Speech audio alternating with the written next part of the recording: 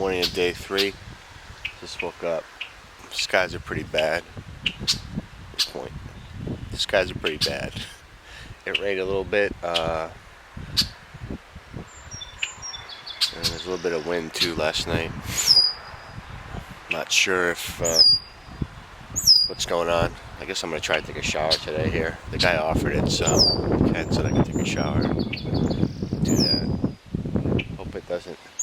I don't really want it to pour anymore. I want to go to the race. I don't want it to rain. So hopefully we'll see what happens. Alright, I'm at the track. I got the bike parked here. Kind of tucked away behind a building here, but there's a lot of other cars in the area too, so it should be safe. When I talked to the girl down here directing traffic, she just said park it up here.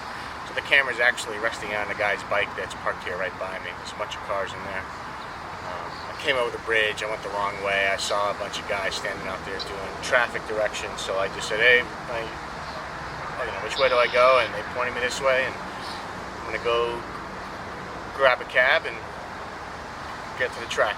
See you in a bit.